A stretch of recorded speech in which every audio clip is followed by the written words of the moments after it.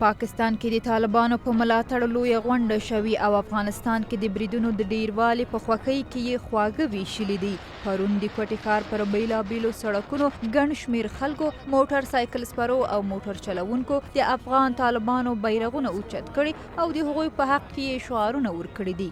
د مولانا فضل الرحمن د جمعیت علما ګوند د اطلاعاتو مشر او د طالبانو کلک ملاتړي سید عبدالستار شاه چشتي رسنیو ته ویلي په ښار کې لاریون دوی راایستلی و او په خبره یې دا یوازې لاریون او غونډه نه وه بلکې دوی د خوښۍ مټایان هم پر خلکو وویشل. عبدالستار چشتي زیاتوي د کوټې ښار په عالمو چوک سیمه، د ښار په لوی بازار او په بیلابیلو سیمو کې د طالبانو د وروستیو بریدونو چې د یې فتوحات بولي په خوشحالۍ کې راټول شوي وو. تیره اونۍ د پیښور بورډ بازار کې هم د وسلوالو طالبانو په حق کې غونډه شوې وه. راپورونه وایي دا غونډه د عبدالستار په نامه کس د جنازې پر وخت شوې وه چې هغه په افغانستان کې وژل شوی و او د ښه کولو لپاره یې پر تورخم اړول شوی و.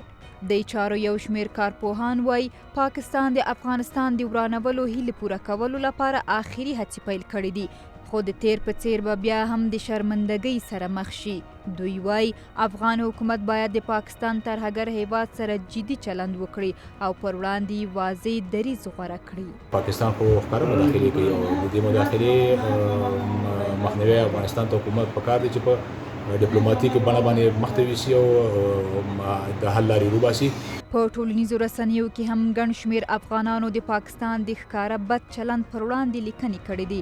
دوی لیکلي افغانان باید د پنجابي یرغل پر وړاندې یو موټی شي.